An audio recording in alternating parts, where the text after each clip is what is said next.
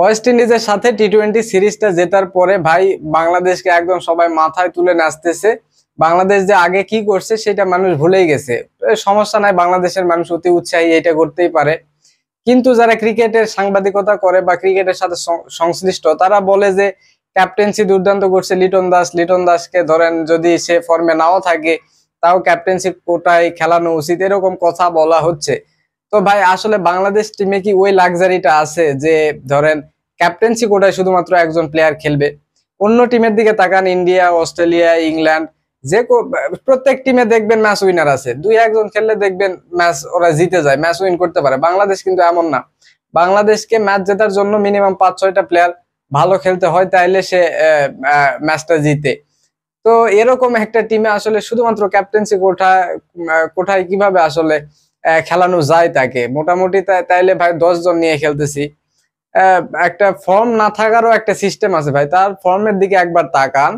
সে last হচ্ছে 45-46টা ইনিংসে 50 করছে মাত্র একটা।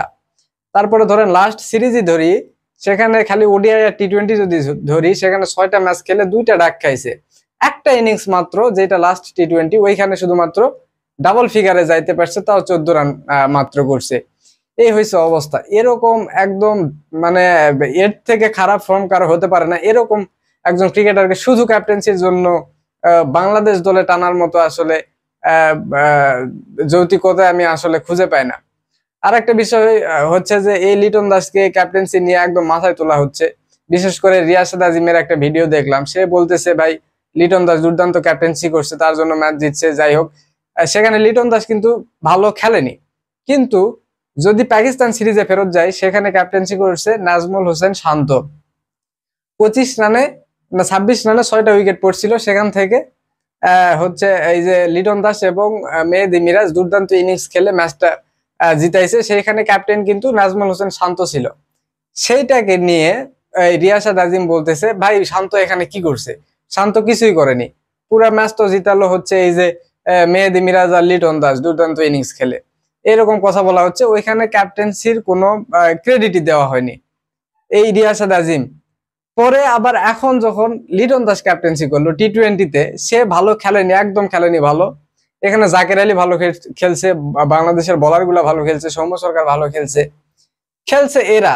তাইলে ভাই এই টি-20 সিরিজটাও এদের জন্যই জিতছে, এখানে ক্যাপ্টেন্সিকে তাইলে এত ক্রেডিট আপনি দিচ্ছেন কেন?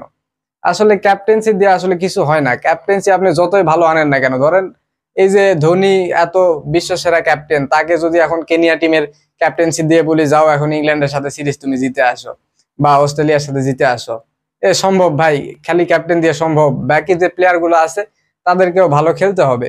সো আসলে এইভাবে চিন্তা করা উচিত না। একজন মানে ফর্ম নাই সেরকম ক্রিকেটারকে শুধু ক্যাপ্টেন্সির জন্য দলে খেলাবে, এইভাবে আসলে ভাবার কোনো সুযোগ নাই এবং ভাবা উচিত হবে না, যেটা আমার কাছে মনে হয়।